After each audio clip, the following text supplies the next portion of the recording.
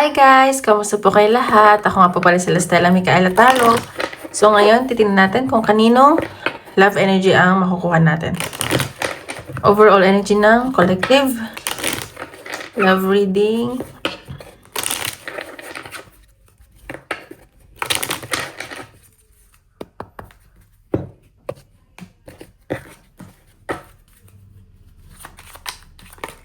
Oops! Isa lang po.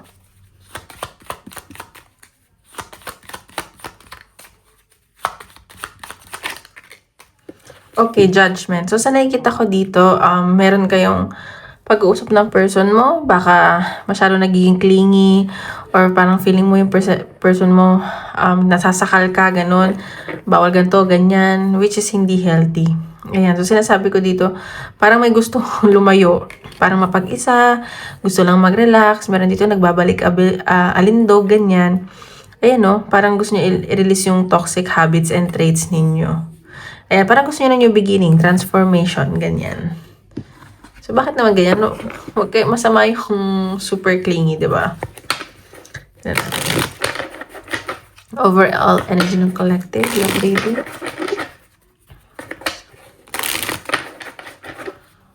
Yan natin.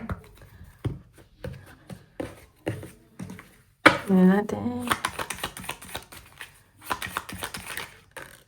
Okay, romance. Since nakikita ko naman, mahal naman kayo ng person mo, mahal niyo isa't isa, nandun yung feelings, very deep, ganyan.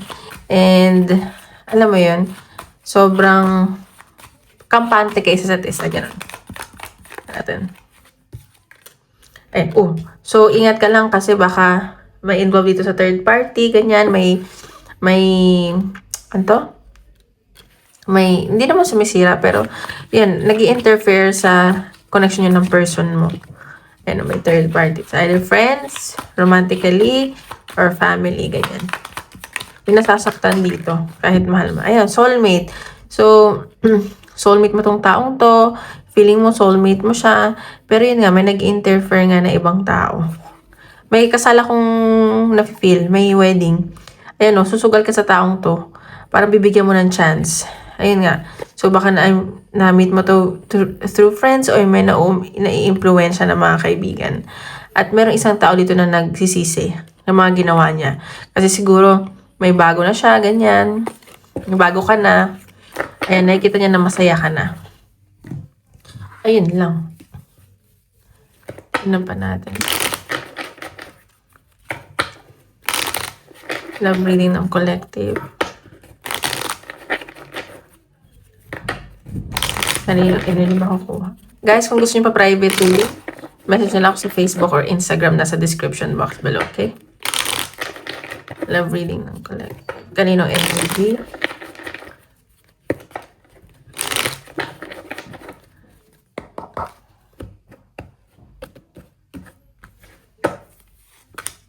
Meron dito, baka na ano kayo, na-involve kayo sa chismis. And hindi kayo masyadong nag-usap ng person mo. Medyo busy. Ayan o. Busy sa trabaho. And ito yung mga katrabaho mo siguro nag-involve sa chismis. Ganyan. Ayan. Ayan no. So, mas bata to sa'yo. Or ikaw yung... May bata kasi dito eh. So, may batang involved. Ganyan. Tingnan pa natin. Siguro meron ditong kadil na single mom, single dad. Ayan. So... or may mga nagchichismis sa inyo sa trabaho. Baka nalaman yung connection siya ng person mo. Ayan. So, nakikita ko, tuloy-tuloy naman yung pasok ng kaperahan nyo. And merong surprise na paparating pagdating sa person mo. Baka bigla kang kausapin or messages, bigla ang travel, ganyan, may surprise. Ayan. So, meron challenging lang tong connection nyo. And may nakikita kong affair. Baka sa trabaho niya nakilala, ganyan. So, medyo alanganin ka dito. Parang hinisip mo ayaw maging kabit. Ayan o. Meron dito may nagmamatigas. And marami nagkakagusto. Marami nag-a-admire. And iwas-iwasan lang yung pagiging masakit magsalita. Okay? So, ayan. Parang nag-i-explore pa din. Ayan o. May nakakamiss sa inyo. Parang feeling niya niloko mo siya. Ayan. Na-stress tong taong to ngayon kakaisip. Ayan. Sino ba yan? Tignan pa natin. Energy ng love reading.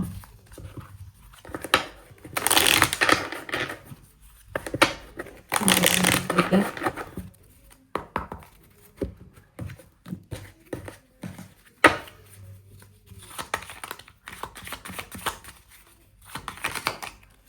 Friendship. So, ayan nga, yung relationship nyo, parang magkaibigan lang kayo or nakilala mo to through friends, may mga nababarkada dito or ano kayo na person mo, like, team kayo, like, gagawin nyo kahit saan, parang, ano mo yun, nakahanap ka ng katuwang mo, ganun.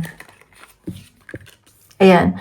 So, meron dito, siguro LDR kayo ng person mo, magkalayo kayo, and, alam mo yung feeling na namimiss isa't isa, or meron dito nagtatampo kasi lagi na lang siguro nagfo-phone or nag-gadget, naglalaro, and wala nang time sa isa't isa. So, kaya siguro naghahanap ng kaibigan, ganyan. So, ganyan naman time yung person nyo. Ayan, no, self-love. Yung isa kasi, yung isa sa inyo, parang mas pinipili yung sarili.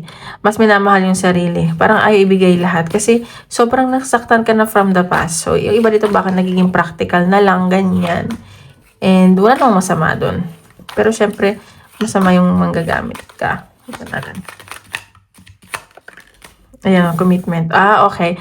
So, may nasisense ako dito na isang tao na takot sa commitment. Kaya, mas mahal niya yung sarili niya kaysa, sa relationship. Ayan, no. Parang ayaw niyang matali. Ganon. Ayaw magpasakop. Ayan. So, swerte naman kayo sa isa. May swerte paparating. And, baka, yung iba dito manalo siguro ng loto. Or may paparating na blessing sa inyo. Merong iba lang dito hindi nagpapakatotoo kahit naman na mahal nyo isa't isa. Alam mo yun. So, tignan nyo. Soulmate. Meron kasi dito parang dominante yung energy. Yung person siguro or ikaw. Tingnan pa natin. Wait lang. Nararamdaman sa'yo ng person. Nararamdaman sa'yo ng person.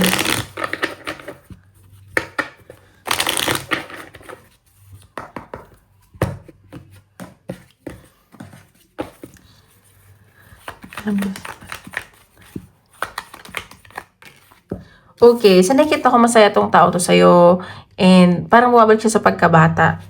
Yung may fulfillment, ganyan. Nung nakilala ka niya, parang siya, kinikilig siya palagi, ganyan. Masaya siya sa feeling niya. Ayan, may ano lang to kailangan pag-isipan. Siguro naguguluhan pa tong taong to. Ayan, so may message na paparating, baka i-message ka nito. Ganyan. Ayan, may matutuwa ka sa message na paparating, ganyan. Ayan, so Queen of Pentacles. So, ikaw, or yung person mo nakikita kanya asama na practical, and alam mo yung talagang nadadala yung sarili. Yung okay yung kaperahan mo, marami ng pagbabago sa'yo, ganyan. And siguro dinededma mo to, parang siya, ba't ako dinededma nito, ganyan. And mas pina-follow niya yung instinct niya. Siguro nasakta na to from the past.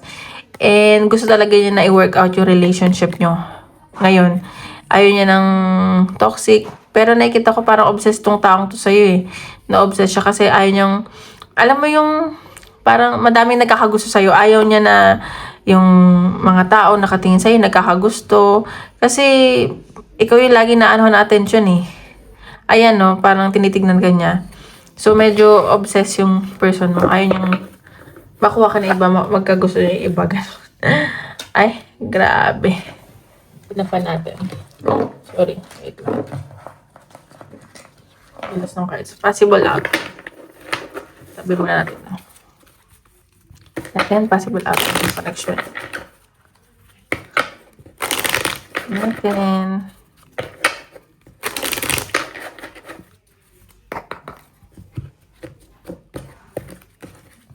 Possible outcome ng connection ng collective.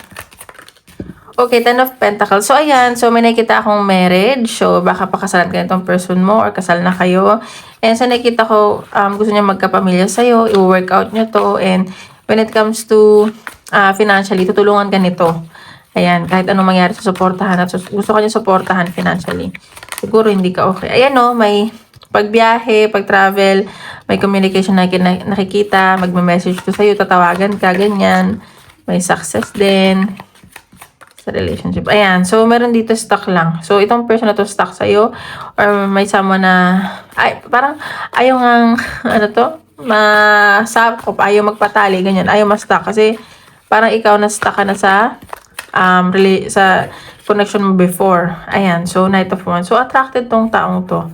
And, ano siya, gagawa talaga siya ng action para, alam mo, mapunta ka sa kanya, makuha ka niya, ganyan. Ayan. Parang lahat, ano niya, tatanggapin yung challenges kahit anong mangyari. Ayan, justice. So, meron lang dito na kailangan balansehin. And, kailangan maputol na toxic trait. Ayun, may binabalanse siya. Siguro, may iba pa tong responsibility. Ganun. The Hermit. So, ayan, yung iba sa inyo, gusto lang mapag-isa in the future. Parang nag-iisip-isip. Siguro, gusto mag-message, gusto mag-travel, pero tahimik lang, ganyan. Ayan, the Moon. So, ayan nga, may mga tinatago or hindi sinasabing totoo. Baka ikaw to. Kasi nga, baka stuck ka pa sa someone from the past mo. Ayan. Ma-advise ko lang magpakatotoo kayo. Queen of Pentacles. Ganun pa rin. Medyo dominante pa rin yung energy mo. And sa nakikita ka pa rin niya asama na masipag, marunong sa buhay. Yung, alam mo yung parang nagbago ka na talaga. Ibang-iba ka na. Ayun. Mas practical ka ngayon. Mas practical. Nakikita ka niya asama na mas practical. Hindi ginagamit ang puso, kundi utak. Which is good. Okay? Tinapan natin. Energy ng love reading. Tinapan na. Energy ng love reading. Tingnan natin. So, kamusta naman ang buhay-buhay natin? Guys, mag-cleanse kayo. Malapit na din ang Mercury retrograde. So, mag-ingat lang tayo, okay? Sinaman natin. They'll be back. So, ayan. May babalik. May message na akong nasisense na parating. Baka magulat ka. Baka someone from the past to. Gusto niya mag-message sa'yo. Hindi mo inaasahan to. Ganyan. Yung energy. Hindi mo inaasahan yan. Parang, hala, seryoso ba to? Ay, gusto nilang bumalik. Siguro dahil okay lang, gusto nilang bumalik. Tinampan natin. Ayan, moving. So, meron dito na nagmo-move on na from the past, kahit bumalik pa yung past mo. At meron ng bagong kinakasama, may relocation, baka magsasarili na kayo ng person mo, ganyan. And, ayan, parang bagong bahay ito eh. Magsasama na kayo, magli-live-in na kayo. Yan pa natin.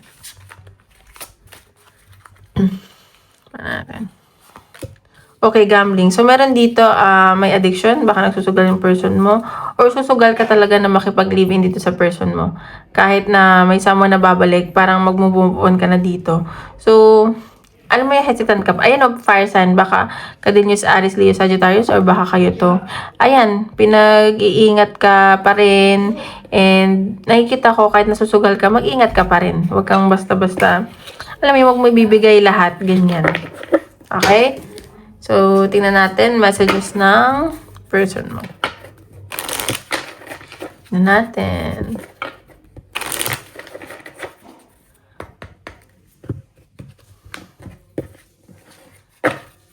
Messages ng person mo. Messages ng person mo. Ayan, so many things remind me of you. So, naalala ka nitong taong to sa mga maliliit na bagay. Maraming bagay na kapag-alala sa'yo sa kanya, ganyan. Iniisip-isip ka niya. Natin. I'm not available. So, baka ito yung past person, hindi available, or yun yung pinaparating mo sa kanya na hindi ka available. I feel you even though we're apart. So, ramdam ka niya kahit magkalayo kayo, kung nasaan man kayo. Parang energetically connected kayo. Energetically nag-manifest ka isa't isa. Iba dito may ex. Ay. Ano natin? Collective reading. Ay, general reading. Papakita. Natin ang papakita sa general reading. General reading. Oops, yung tumalon. Ayan, fuck. So, pinapag-ingat ka talaga dito. Baka babaero yan, or masakit magsalita, medyo selfish yung energy, ganyan. So, ayan, parang may nagiging matalino dito. So, ayan, mag-ingat ka. And pinag-iingat ka din sa mga decision na gagawin mo in the next few days or weeks. Ayan, so may caution na parating. Mag-iingat ka. Ayan. So, ayan o, may message or letter talaga na paparating. Email, ganyan, matutuwa ka. And, so nakita ko something from the past or someone from the past. Ayun, yun yung nasa-sense ko. So, sinasabi dito kung may message man sa'yo na someone from the past or ex, mag-ingat ka daw. Huwag ka basta-basta magtitiwala. Baka, naano lang yung attention mo or yung energy mo, ganyan. Parang ayaw ka lang niya mawala. Okay, so nakikita ko dito parang may broken family ako na nasa-sense. And magkakaroon ka ng bagong kasama, like work, katrabaho, ganyan. Ayan, so medyo may nakakamiss sa'yo. And may opportunity ako nakikita na paparating sa'yo na suswertehin ka. At yun nga, susugal ka dito at magiging masaya ka. Hindi man ganun kala kihan ang matitirahan mo, pero susugal ka. Magiging masaya ka, ganun. Tingnan natin. Advice ni universe.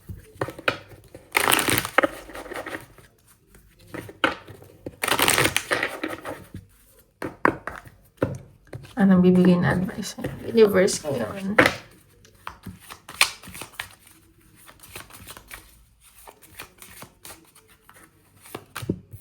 Miracle. So, ayun, may mga parating na miracle sa'yo. And, mag-expect ka ng mga hindi mo inaasahan na pinagdasal mo noon, mangyayari na ngayon, or kung may pinagdasal ka man, hindi ibinigay, expect mo na ibibigay sa'yo mas maganda kaysa sa inaasahan mo. Ganyan, okay? Natin. Advice, set your intentions with heart and soul. So, ayan, sinasabi dito, kung magdadasal ka or magmanifest ka, ibigay mo yung buong buo mo, yung puso mo, as in talagang meditate, talagang isa puso mo, have faith na mangyayari yan. Kasi minsan, tinatest tayo, minsan ni Lord at Universe, baka sabihin, nagdadasal ka rin dahil may kailangan ka. Yan, magpasalamat ka, mag-repent ka, ganyan. Para advice ni universe. Okay, it is safe to make that adjustment. So, may nakikita ko dito na siguro nga, yun nga, may bago kang titirahan or work and kailangan mo mag-adjust and okay lang yan, huwag ka daw kabahan. Safe naman daw dyan, magiging okay ka. Ayan. So, huwag ka masyadong mag-overthink. Minsan tayo, nag-overthink tayo eh. So, tinan. Question. 1, 2, 3. Okay?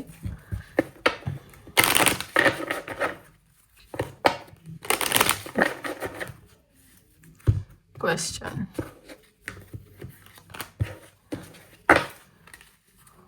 1.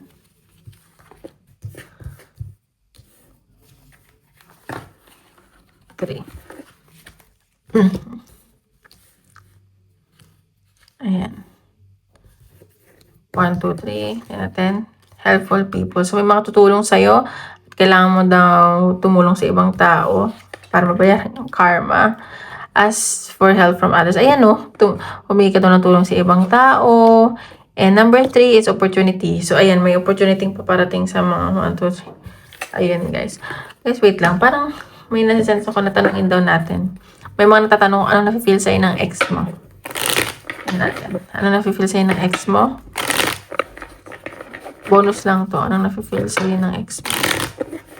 Isipin mo yung ex mo at name niya. Anong nafe-feel sa'yo ng ex mo?